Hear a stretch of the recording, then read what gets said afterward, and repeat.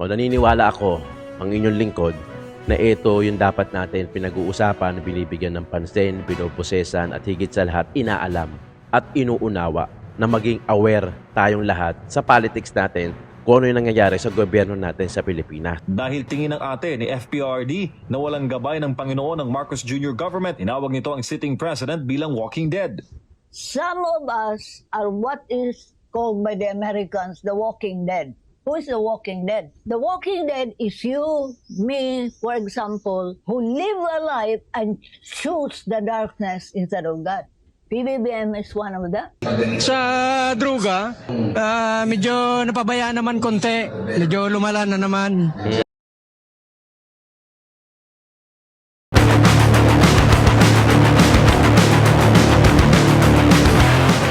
What's up mga kayon? Welcome back pa rin syempre dito lang sa Joe Malone TV para sa programa natin na Issue ng Bayan nating pag-usapan. Today, April 8, araw ng Martes dito sa Pilipinas. Kaya naman magandang umaga, hapon o gabi sa inyong lahat mga kayon. Maraming salamat sa mga viewers natin, OFW, pati na rin dito sa Luzon, Visayas, Mindanao. Isang attendance check muna tayo dyan mga kayon. Paki-comment sa baba, sa comment section natin kung saan yung exact location nyo. If you're watching from Netherlands, The Hague, Switzerland, Germany, Frankfurt, Avenida, Bulacan, Cavite, Laguna, Taguig, Tarlac, paki-comment dyan. Okay? Nasa ganun, malaman natin kung saan inaabot yung video natin. At the same time, paki-double check na lang kung nakasubscribe na kayo sa Joe Malone TV sa akin. Kung hindi pa naman, okay lang po ba? Paki-subscribe na lang. Wala namang pong bayad dyan. Subscribe na kayo, makakatulong kayo sa atin, may inspire tayo, mamomotivate tayo na gumawa pa ng maraming video na mga tulad nito, maliban sa kinikita natin syempre. Okay? Paki-double check na lang kung nakasubscribe. Kung hindi pa, subscribe na lang. Tapos, yung katabi niyan, merong bell icon, paki-click. Tapos, pag-click mo, lalabas yung all, paki-click na rin yung all. Maraming salamat. Tapos, like and share na rin yung video natin. Kasi, hindi, totoo naman eh. Itong ginagawa natin. Aminin natin, dito kumikita ako ng pera. Ito ang aking main source of income. Hindi naman ganun kalakihan yung kinikita natin. Pero, at least, nakakabuhay ng pamilya. Yeah, nakakabuhay ng pamilya, in short. Nakakabuhay ng pamilya. Tapos, paki-subscribe na rin yung isang podcast natin. Lalabas naman dito siguro pagka sinipag ako mag-edit. When Tito Talks. When Tito Talks. Yan. Lalagay ko na lang siguro. When Tito Talks. Yan yung kung saan pag-uusapan natin. Anything under the sun. Okay? Kung may hilig naman kayo sa mga Filipino food o kaya sa mga pagkain, kahit anong pagkain, kahit anong cuisine yan, Tito Jom. Yan yung mga channel natin na inaatupag natin. Kaya hindi tayo nakakatulog na maayos.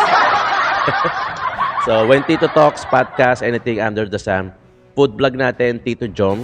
Tapos, syempre, itong politics natin, Joe Malone TV. Okay? Naniniwala ako, ang inyong lingkod, na ito yung dapat natin pinag-uusapan, binibigyan ng pansin, pinoprosesan, at higit sa lahat, inaalam at inuunawa na maging aware tayong lahat sa politics natin kung ano yung nangyayari sa gobyerno natin sa Pilipinas. Kasi whether we like it or not, parte ka ng gobyerno na to. Maaring hindi ka nangingialam kasi ayaw mo may stress, ayaw mo ng bad vibes kasi nga talaga naman nakaka-stress ang politics sa Pilipinas. Naiintindihan ko, nagigets ko.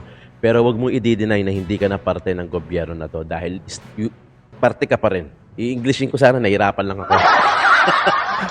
Parte ka pa rin ng gobyerno natin. Okay? Kaya kung ako sa'yo, makialam ka na lang, bumoses ka na lang sa gobyerno natin. Maging aware ka. Intindihin mo kung ano yung gobyerno natin. Tapos maghanap ka na lang ng mga ways na hindi ka may stress. Pwede naman yun eh. Dati ganyan din ako. Ayoko mangialam. Ayoko mangialam sa politics kasi nai-stress ako tapos bad vibes lang. Ayoko manood ng mga sa mainstream media kasi puro patayan. Ayoko manood. Ayokong i-absorb yung mga napapanood natin. Totoo naman.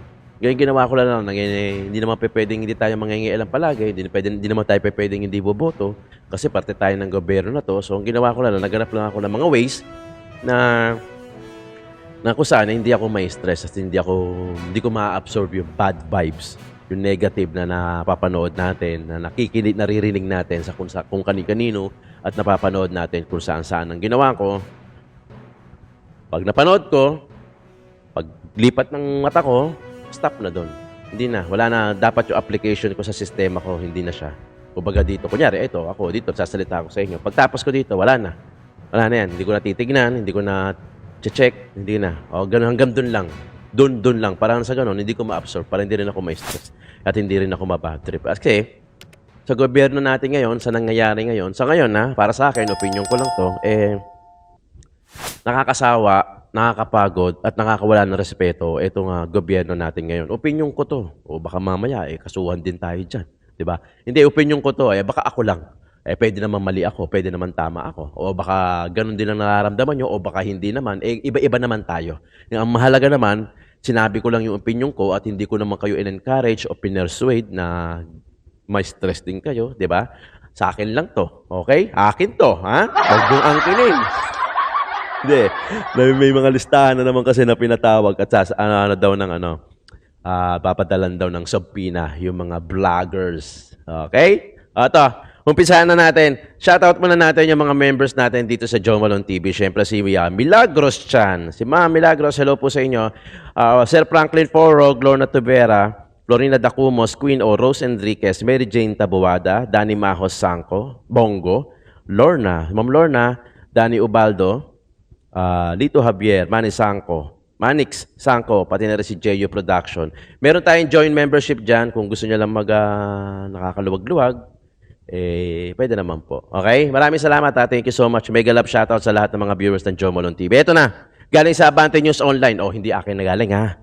Kampo ni General Santos, Mayor Pacquiao, ginagamit si Duterte sa kampanya 20 hours ago. Umalma ang Partido Demokratiko Pilipino o yung PDP sa ginawang kampo ni General Santos City Mayor Lorely Pacquiao. Hindi ko alam kung kamag-anak to ni Pacquiao. Paki-comment nga dyan sa baba. Medyo hindi ko na background study tong si Lorely. Paki-comment naman dyan kung kapatid ba to o kamag-anak. So, tinan nyo yung poster sa baba. Di ba? Andun si Pacquiao, tapos yung mga, ano ba to? Hindi ko na makita, malabo mata ko di ba? Lalaki yan ba to? Ay, hindi. Yan. So, yan. So, in short, nandito yung picture ni BP Inday Sara galing sa Abante News. Hindi ko lang alam kung nilagay ba yan o sinadya yan pero ano na to hindi naman bago yung ganito. Hindi naman bago to. Kasi aminin man natin o hindi, napakalakas naman talaga ng mga Duterte. Kaya minsan, kahit masabi lang yung pangalan Duterte, sa mga kampanya siguro ng iba baka akala nila makakaakit na sila ng mga Duterte solid fans. Okay? Kasi ano yan hindi na bago to. Hindi na bago yung ganyan. Bago lang siguro to sa ngayon, pero hindi yan, dati na yan ginagawa, hindi lang kay Duterte. Minsan kung sino yung malakas. Parang ano yun libreng advertise, di ba? Pagka sinama mo yung picture o kaya mabanggit mo yung pangalan. So parang iisipin ng tao na, uy, kilala niya, kaalyado niya, gago ako. Di ba?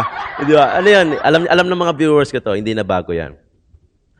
Sa mga bagong pasok natin ng mga viewers na nasa kabila, na nagbablog o sa kabila sila, ang manok nila, yung kabila, tas napadaan dito sa atin, imulat nyo yung mata nyo. Ganito lang kasimple, logic, napaka-logic. Ewan ko lang kung hindi pa magets to talaga. Bakit ganun na lang padapain? Gusto nila padapain si BP Inday Sara at gusto nila talagang durugin si Tatay Digong. Hindi ako naniniwala nang dahil lang sa EJK. Sus.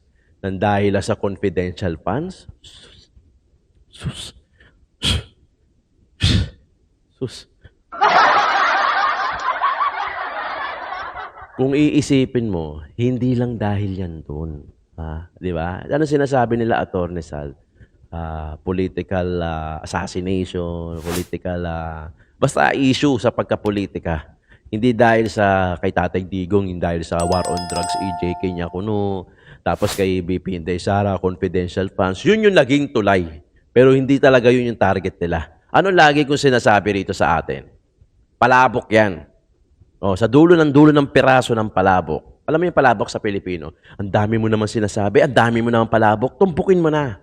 Yun na ibig sabihin ng palabok sa atin. Parang paligoy-ligoy ka pa, palabok ka pa. Tumpukin mo na. Dumirekta ka na, huwag ka na magpalabok. Eto mga to, palabok kasi yan.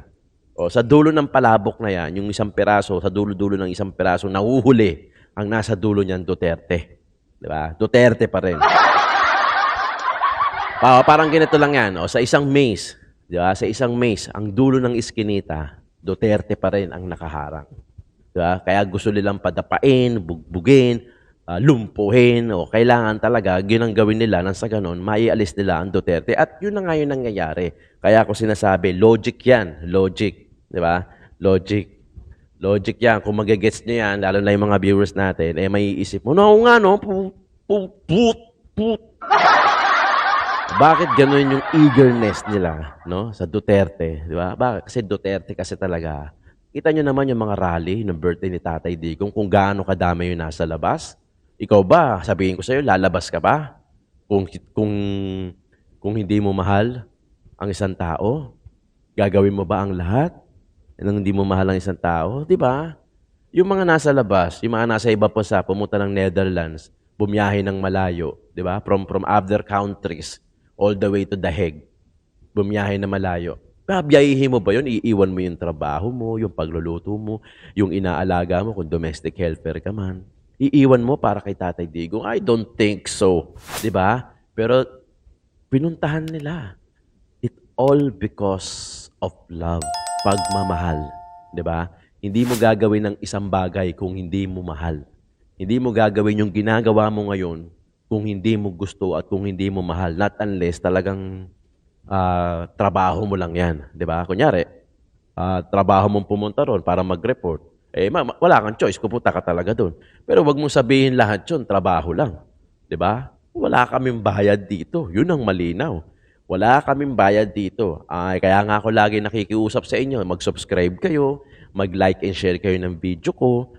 Suportahan nyo rin yung ibang channel ko nang sa ganon, makakubra naman ako ng kahit papaano. Mabuhay ko din naman yung pamilya ko. I'm sure naman, kayo din naman nagtatrabaho para mabuhay nyo din yung pamilya. Parehas lang tayo. Magkaiba man tayo ng trabaho, iba man yung trabaho sa ibang bansa, sa mga sa lokal, sa Luzon, Visayas, Mindanao. Iba lang din ang trabaho ko dito. Pero I think, gusto lang din natin mabigay yung magandang pamumuhay kahit papaano sa mga pamilya, sa mga mahal natin sa buhay. 'Di ba? Abante News Online. 'Di ba? Galing sa Kalalayang Post. Nangyayari naman talaga 'yan, 'di ba? Pero hindi na bago 'yan. Hindi na bago 'yan, pero pre-advertisement Kumbaga mabanggit lang yung pangalan Duterte, mailagay lang yung pangalan na picture, yung picture, okay na sila doon. Pero kasi nga hindi pwede 'yon, 'di ba? Magagalit ang PDP diyan. Siyempre, pinapangalagaan din yung reputasyon ng PDP at kung sino lang yung talagang pinopromote ng PDP, talagang yun lang yung dapat, di ba? At yun naman talaga yung dapat, okay? Panoorin natin itong nakakatandang kapatid ni Roa Duterte, ang ating former president. Nagsalita na at tinawag na The Walking Dead. Itong si Marcos Not Jr. understand, he is breaking the laws of God.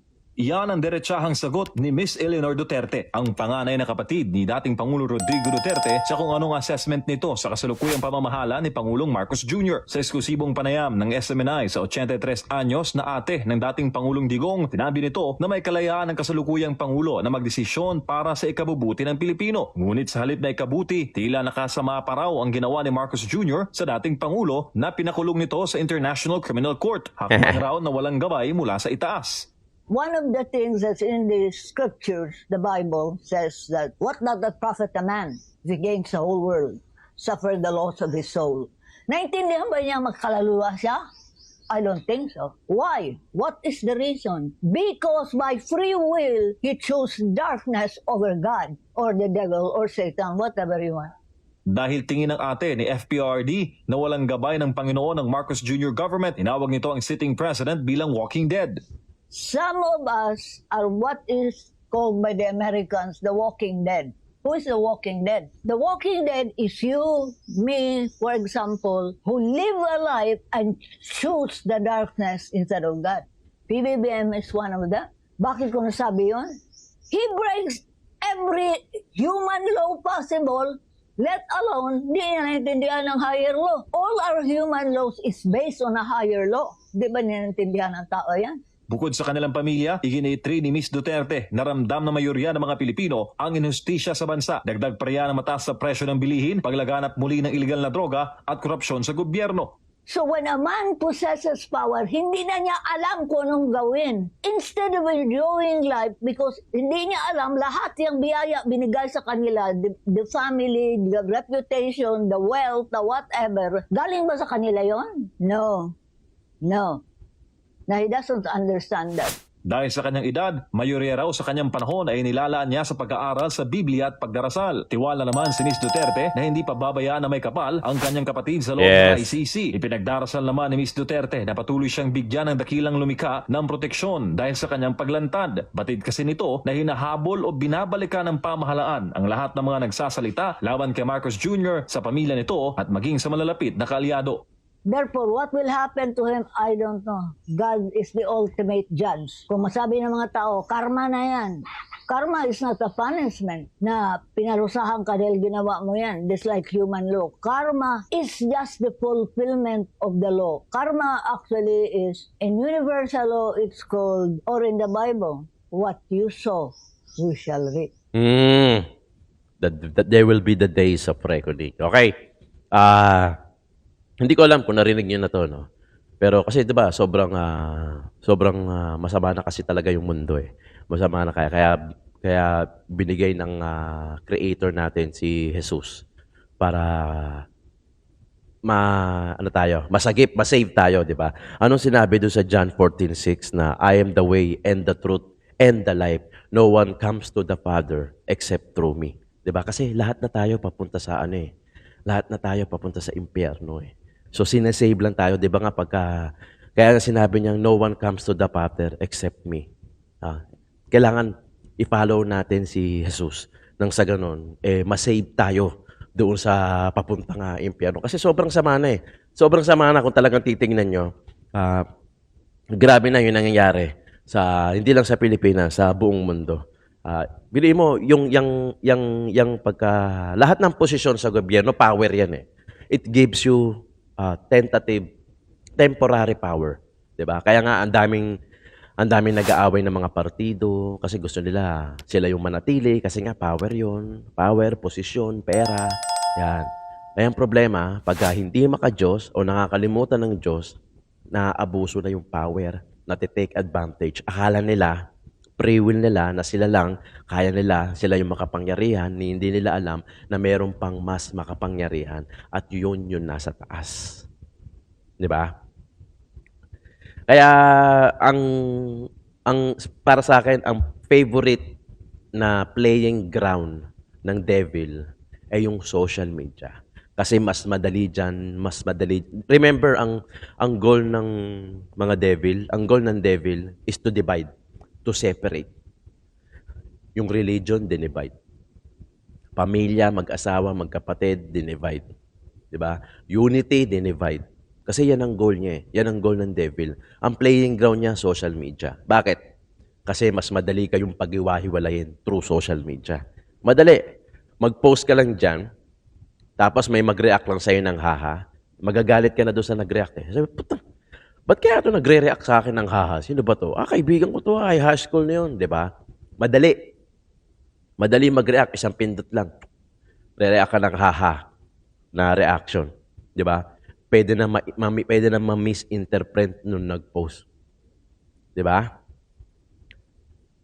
Sa social media, maglagay lang ng picture, pwede kang gawa ng istorya, pwede kang gawing masamang tao, pwede ka rin gawing mabuting tao. Diba? Yan yung ginagawa ng mga ibang politiko.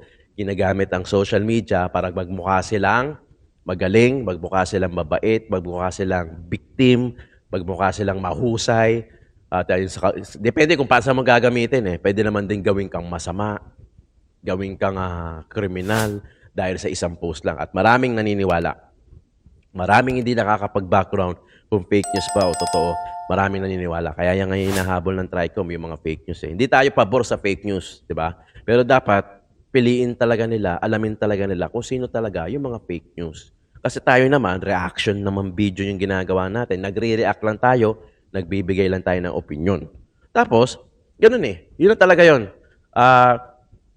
Kaya nga, sabi ko, oo, nagmumura si Duterte, si Tatay Digong, nagmumura si Tatay Digong. Hindi ko sinasabing okay lang magmura. No, masama magmura, syempre. Masama magmura. Ako nga, bihirang-bihira ako nakakapagmura eh. Pero kahit bihira kang magmura o madalas ka man magmura, parehas lang kayong makasalanan dahil parehas pa rin kayong nagmumura. Hindi mo pwedeng sabihin kasi sa taas. Nagnako ka ba? Opo, Father, pero ano lang, kailangan ko kasi noon kaya ninakaw ko yung ano eh. Hindi naman ako tulad ng iba na yun talaga magnanakaw, bangko pa ninakawan. Ako kumupit lang naman ako. Maliit man o malaki, parehas lang kasalanan yun. Parehas lang sa kasalanan yun sa paningin ng ating lumikha. Di ba? Kaya nga lahat tayo makasalanan na eh. Lahat tayo makasalanan nga. Kaya nga dumating si Jesus eh. Kasi sabi niya na no one comes to my Father except through me. John 14:16 yun. John 14:16. John 14:6 pala. Okay. Baka mamali ako, mahirap na. Scripture yan. Okay. Panoorin natin, tutuloy natin. May mga natagpo ang Starlink router at internet modem sa isang residential house sa Davao. Sabi ng COMELEC, ang may kasalanan daw ay yung contractor nila dahil sinubcontract nila sa isang private na tao. Chairman George Garcia, kayo pa rin ang may kasalanan noon kasi dapat sa kontrata ninyo, dapat bawal mag-subcontract. Ngayon, COMELEC, dapat i-prosecute nyo yung subcontractor dahil bawal mag-utilize ng election equipment ng walang authorization. Tandaan natin na ang mga internet router at modem ay mga computer pa rin. Pwedeng baguhin ang kanilang software para ma-manipulate ang automated counting machines. O, eto yun. Panoorin nyo. Yan yung sa Davao.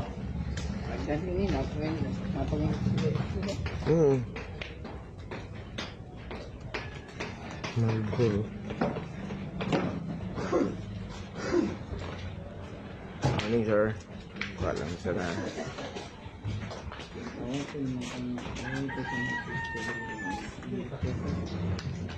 Dami, isang truck eh.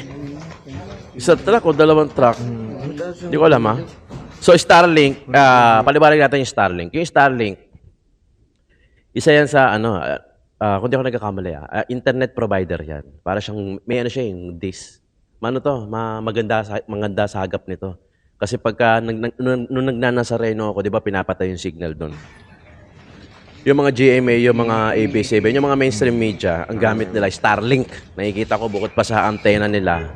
Kaya nakakapag-live sila. Habang kami, yung mga user na cellphone lang, wala naman kami Starlink, so wala kaming signal. Pero sila nakakapag-live. Di ba may mga live coverages yung mga yan? Grabe, ang dami, no? Yun, no? Region 6. 11. Region 11. Saan yung Region 11? Davao ata yun, eh. Sarap niyan. Ang bilis niyan. Yan yung sinasabi ni Attorney Harold Respicio. Ganun kasi yan eh. Ayan, ano yung TV? Monitor. Solar panel. Solar panel daw. Grabe, ang bilis ng mga internet na yan. Grabe. Siyempre, kailangan binabantayan dahil, ayun, dalawang truck nga. Grabe, yun no? Ito yung pull out alam ko tinanggal na eh. So, tinanggal, buti may nakakita. Eh, paano kung hindi? O, di ba? Ano kaya? Anong purpose niyan? Yan ang gusto natin malaman bakit may ganyan. Kung naman yung paliwanag nila dyan, makikita nyo naman yan sa social media. Pero di ba? Bakit ganon, di ba? Tapos sa private residence pa ng Davao. Panoorin natin ito, SMNI ulit. Naman raw nagbalik ang illegal na droga totoo yan. sa lansangan. Ayon sa taga-Tayug, Pangasinan, may pagkukulang nga raw ang kasalukuyang administrasyon kung bakit talamak na naman ang transaksyon ng mga ipinagbabawal na gamot. Narito ang balita ni Paul Montibon. Dismayado ang taga-Pangasinan sa Marcos Jr. Administration kasunod ng umunoy panunumbalik ng illegal na droga sa lansangan. Nakababahala nga raw ang sitwasyon ngayon lalo na sa seguridad ng mga kabataan na maaring maimpluwensyahan ng ipinagbabawal na gamot. Sabi ng isang magulang, tila napabayaan na ng pamahalaan ang problemang ito na malayong-malayuan niya sa ginawang pagtutok nito ng Duterte administration. Sa droga, medyo napabayaan naman konti. Medyo lumala na naman. May medyo pa. Dating Presidente Digong. Sa ngayon medyo lumala. Nito lamang mga nagdaang araw, halos sunod-sunod ang operasyon ng mga otoridad na may kaugnayan sa iligal na droga sa kabila ng pinaigting na kampanya nito at ang ipinagmamalaking mababang datos ng kriminalidad. Sa kabilang banda, umaasa naman siya na sa darating na halalan ngayong Mayo, mananaig ang pagpili ng mga tao sa mga kandidatong may tunay na malasakit sa bayan. Mga lider na nakakakita ng tunay na pangangailangan ng mamamayan. Sa katatapos lamang na ayusin natin ang Pilipinas Nationwide Campaign Rally ni Senatorial Candidate Pastor Apollo C. Kibuloy sa Tayug, Pangasinan, marami ang humanga sa mga plataporma at programa ng butihing pastor. Isa na rito si Aling Jenny na personal na nagpaabot ng kanyang paghanga kay Pastor Apollo, lalo na sa usapin ng pagbibigay ng dekalidad na edukasyon sa mga kabataan. Napaka-importante po ang edukasyon sa ating mga anak dahil meron po isang taong sumusuporta at tumutulong sa edukasyon para sa ating mga anak. Napanood ko kanina ang kanyang plataforma na natutulungan niya yung mga bata, lahat tayo na born again Christian. Kaya tayo mga kapatid, brother and sister, sana suportahan natin si Pastor Kibuloy para sa pagka-senator. Sa kabila naman ng mga kinakaharap na mga paratang laban kay Pastor Apollo, nanindigan si Aling Jenny na walang kasalanan ng pastor at naniniwala siyang malalagpasan nito ang mga hamon sa buhay sa pamagitan ng pananalig sa puong may kapal. Kahit na anong paninira po sa kanya, wag po natin pansinin yung mga naninira. Importante, nandito tayo na sumusuporta po sa kanya. Sa pagtatapos naman ng programa, naghandog rin si Aling Jenny ng isang awitin para kay Pastor Apollo bilang gabayan niya sa tinatahak nitong misyon sa buhay. Alright, eto sabihin ko sa inyo ha. Sobrang powerful ng ano ngayon. Kahit saan, kahit ano. Huwag na natin dito sa Pilipinas. Example na lang natin yung ibang bansa. Sa isang bansa, sa isang sitwasyon, pag lahat ng mga members nandoon, magkakaalyado, yung power nila 100% o baka more pa, 'di ba? 100%. Sa darating na eleksyon, May 12, magkakaroon tayo ng pagkakataon na bawasan yung power nila na yon. Dahil karamihan doon, mga re-electionists, pwede natin bawasan yung power nila. Pwede natin pilayan. At sa ganoon, hindi sila 100% full force. Di ba? Kaya nga, ako, ang iboboto ko, PDP laban. Kasi gusto kong bawasan yung power na yon para makapasok to, umatake sa loob, tapos atakehin nila yan, gawin nila yung tama, bawasan nila yung power nito nang sa ganun, magkaroon naman tayo ng boses. Bakit kamo? Simpleng-simple na lang. Yung pagdala kay Tatay Digong, biriin mo, Pilipino, pinadala mo sa ibang bansa para doon litisin. Meron tayo rito eh. So, anong tingin mo dito? So, di ba? Kung kaya nilang gawin niya sa dating former president ng Pilipinas, paano na lang doon sa mga normal na tao o yung mga posisyon na mabababa? Kaya mas lalo na kayang-kayang gawin yan because they have power, di ba? Kaya nga sa May 12, gusto kong bawasan yung power na yan. Ako to ako. Kayo masusunod dyan. Pero ako, gusto kong bawasan yung power na yan. Ipapasok ko to para sa akin, itong 10 na PDP laban na to. Kasama natin si Dr. Mata dahil in-announce to ni VP Inday Sara doon sa Dahig. So sama natin yan kasi doon naniniwala ako na babawasan nila yung power na kung ano man yung merong power ngayon. Dahil itong 10 senatorial aspirant na to ay naniniwala ako dahil pinagkakatiwalaan ko si Tatay Digong na tinaas ang kamay na ito ni Tatay Digong, itong mga to, ay naniniwala ako na gagawa rin ito ng tama. At gagawin nila yung trabaho, lalo-lalo na yung mga attorney dyan. Di ba? Hindi man natin gusto yung iba dyan. Di ba? Real talk. Hindi man natin gusto yung iba dyan. Alam ko yon. Ramdam ko naman yon. Minsan, kino-comment nyo dyan, okay na eh. Meron lang isang hindi. Ayoko kay Kibuloy. Ayoko kay Philip Salvador. May mga nagko-comment na ganyan. Okay. Kayo naman yan eh. Di ba? Kayo naman. Pero sa akin kasi, nagtitiwala ako kay Tatay Digong na tinaas ni Tatay Digong ito, yung mga kamay nito, magtitiwala din ako dito sa 10 na to. Diba? Saka, binoto nga natin yung, di ba? Nabudol nga tayo diba? Ano ba naman ito? na talagang kahit papano nakita, narinig natin kung ano yung mga kayang gawin nitong mga to. 'Di ba? Rodante Marcoleta, yan yung 10 na yan, Attorney Vic Rodriguez, Limbo, Senator Bato, si Bongo, 'di ba? Si Dr. Mata, lahat yan. Yang 10 na yan, 'di ba? Ito ang magbabawas ng power na nando doon, 'di ba? Tapos mababawasan lalo yan sa 2028 pagka tumakbo si BP Inday Sara bilang presidente. Yan. Diyan mabubuo na yung power ng 10 na to. Mag-aabot-abot yan eh, 'di ba? Kasi 6 years eh. 6 years mag-aabot-abot yan. Full force yan. Doon makakatikim ang ginhawa ang bansang Pilipinas, 'di ba? Kasi awang-awa na ako doon sa ano eh. Hirap na hirap. Kung ako na hindi naman ako mahirap na mahirap, pero hindi naman din ako mayaman na mayaman. Nasa gitna. Eh kahit papaano may budget, may budget, may pera, 'di ba? Na pangkain sa araw-araw. Eh paano na lang yung mga nasa bababa, 'di ba? Nandoon sa mga mas mababa. Baka wala na sila makain doon, 'di ba? Kawawa naman. So sila mas lalo yung apektado, 'di ba? Kasi sila yung mahirap eh, 'di ba? Tapos sila pa yung mga lagi na pagkakaitan ng batas. Kaya nakakainis, nakakasawa, nakakapagod. Alam mo 'yon? Nakakawala ng dignidad para sa akin, 'di ba? Sana mali ako. Sana maayos ang Pilipinas. Sana talaga mali lang ako, 'di ba? O mali lang yung interpretasyon ko, mali lang yung opinion ko. Sana nga gano'n na lang eh, 'di ba?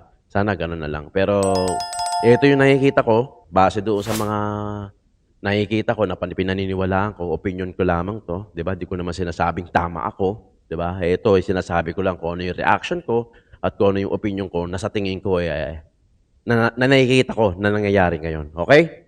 Maraming salamat sa pagtutok sa Joe Malone TV April 8 today. God bless po sa inyo lahat. Mag-ingat po tayo at sa mga trabaho natin, mag-iingat po. Sana hindi po kayo nag-skip ng ads at like and share ng video natin at mag-subscribe na rin. Maraming salamat mga kayon. God bless po.